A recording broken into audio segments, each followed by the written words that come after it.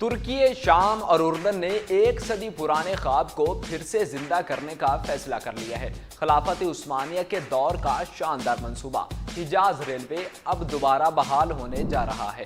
ستمبر 2025 میں عمان میں ہونے والی ایک اعلیٰ سطحی ملاقات میں تینوں ممالک نے اس تاریخی ریل منصوبے کی از سر نو تعمیر پر اتفاق کیا۔ اس منصوبے کے ذریعے نہ صرف خطے کے اہم شہری مراکز آپس میں جڑیں گے، بلکہ مکہ و مدینہ جیسے مقدس شہروں تک رسائی بھی آسان ہو جائے گی۔ یہی وہ ریلوے ہے جو 1900 میں سلطان عبدالحمید ثانی نے استنبول سے مدینہ منورہ تک حجاج کرام اور فوج کی سہولت کے لیے شروع کرائی تھی۔ پہلی جنگ عظیم کے دوران یہ ریلوے تباہ ہو گئی، لیکن اب ایک نئی امید کے ساتھ اسے بحال کیا جا رہا ہے۔ یہ صرف ایک ٹرانسپورٹ منصوبہ نہیں، بلکہ عالم اسلام کی وحدت، ماضی کی عظمت اور مستقبل کے تجارتی امکانات کی علامت ہے۔ آئیے اب ہم آپ کو اس منصوبے کی تاریخی، سیاسی، معاشی اور مذہبی اہمیت سے متعلق مکمل معلومات فراہم کرتے ہیں۔ ستمبر 2025 میں ترکی، شام اور اردن نے خلافت عثمانیہ کے دور کے تاریخی منصوبے حجاز ریلوے کو دوبارہ بحال کرنے پر باقاعدہ اتفاق کیا ہے۔ اس معاہدے پر اردن کے دارالحکومت عمان میں دستخط ہوئے، جہاں تینوں ممالک نے منصوبے کی بحالی کے حوالے سے تفصیلات طے کی۔ ترکی کے وزیر برائے ٹرانسپورٹ اور انفراسٹرکچر عبدالقادر اورال اوغلو کے مطابق تینوں ممالک نے اس منصوبے کی بحالی پر دستخط کے لیے یادداشتیں تفاہم کیے ہیں اور اب باہمی تعاون، ٹرانسپورٹ اور انفراسٹرکچر کے شعبے میں عملی اقدامات پر گفت و شنید جاری ہے۔ اس معاہدے کے ابتدائی مرحلے میں ترکی، شام میں تقریباً 30 کلومیٹر طویل تباہ شدہ ریلوے اسٹرکچر کی مرمت کے لیے معاونت فراہم کرے گا، جبکہ اردن شام میں موجود پرانے ریلوے انجنوں کی مرمت اور آپریشنز کی بحالی کا جائزہ لے گا۔ عراق و شام کی خانہ جنگی کے بعد تباہ حال انفراسٹرکچر کی مرمت آج ایک پیچیدہ مگر ضروری مرحلہ ہے۔ ترک وزیر نے مزید بتایا کہ ترکی اور اردن نے شام میں سڑکوں کی از سر نو تعمیر پر بھی اتفاق کیا ہے۔ یہ وہ اقدام ہے جو بشار الاسد کی 13 سالہ حکومت کے دوران ممکن نہ تھا۔ اگر یہ منصوبہ مکمل ہو گیا تو اس کی مجموعی لمبائی تقریباً 1750 کلومیٹر ہوگی، جو استنبول، شام، اردن اور ممکنہ طور پر سعودی عرب کو ایک مربوط ریلوے نظام سے جوڑ دے گی۔ اس سے نہ صرف مذہبی مقامات جیسے مکہ اور مدینہ تک براہ راست رسائی ممکن ہوگی، بلکہ خطے کے اہم شہروں کے درمیان تجارتی، اقتصادی اور ثقافتی روابط کو بھی تقویت ملے گی۔ یہ منصوبہ دراصل ایک صدی قبل شروع ہونے والی کوشش کا تسلسل ہے۔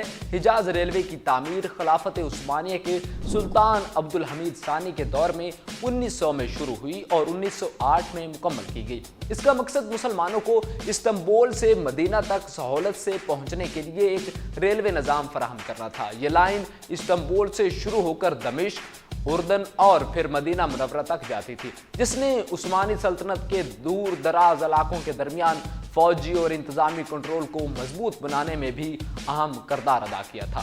بر صغیر کے مسلمان اس منصوبے سے گہرا جذباتی تعلق رکھتے تھے۔ انہوں نے اس منصوبے کے لیے مالی معاونت میں غیر معمولی کردار ادا کیا تھا۔ تاریخی اندازوں کے مطابق حجاز ریلوے کی تعمیر کے لیے اکٹھے کیے گئے عطیات کا 2/3 حصہ بر صغیر پاک و ہند کے مسلمانوں نے دیا تھا۔ اس مقصد کے لیے بر صغیر بھر میں جلسے، چندہ مہمات اور مذہبی اجتماعات کا انعقاد کیا گیا۔ علماء نے اسے اسلامی قرض قرار دیا اور مسلمانوں کو اس کار خیر میں بڑھ چڑھ کر حصہ لینے کی تلقین کی۔ لیکن پہلی جنگ عظیم کے دوران اس ریلوے کو شدید نقصان پہنچا۔ عرب بغاوت اور برطانوی انٹیلیجنس افسر لارنس آف عربیہ کی قیادت میں عرب باغیوں نے اس ریلوے کو عسکری طور پر نشانہ بنایا۔ کئی حصے تباہ ہوئے اور ریلوے کی فعالیت تقریباً ختم ہو گئی۔ خلافت عثمانیہ کے خاتمے کے بعد یہ منصوبہ مکمل طور پر ترک کر دیا گیا۔ آج اس ریلوے کے چند باقیات اردن، شام اور ترکی میں عجائب گھروں یا سیاحتی مقامات کے طور پر محفوظ ہیں۔ مدینہ منورہ میں واقع پرانا ریلوے اسٹیشن بھی تاریخی ورثے کے طور پر بحال کیا گیا ہے۔ حجاز ریلوے صرف ایک ٹرانسپورٹیشن سسٹم نہیں تھا، بلکہ اسلامی دنیا میں اتحاد، خلافت عثمانیہ کی سیاسی حکمت عملی اور امت مسلمہ کے لیے جذباتی وابستگی کی علامت تھا۔ بر صغیر کے مسلمانوں نے اس منصوبے کے ذریعے خلیفہ سے اپنا روحانی تعلق مزید مضبوط کیا، جو بعد ازاں تحریک خلافت کی صورت میں بھی ظاہر ہوا۔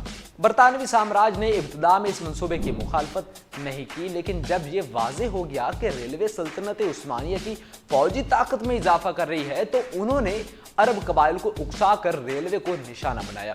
مقامی عرب سرداروں نے بھی اس منصوبے کی مخالفت کی کیونکہ روایتی قافلہ تجارت پر ان کا کنٹرول ختم ہو رہا تھا۔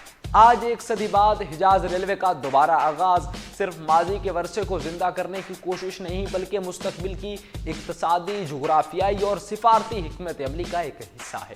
یہ منصوبہ نہ صرف مشرق وسطیٰ میں علاقائی تعاون کو مزید فروغ دے سکتا ہے بلکہ امت مسلمہ کو ایک نئے جذبے سے جوڑنے کا ذریعہ بھی بن سکتا ہے۔ مزید ایسی سٹوریز کے لیے آپ ترکی خبر کو لائک، فالو اور سبسکرائب ضرور کیجیے۔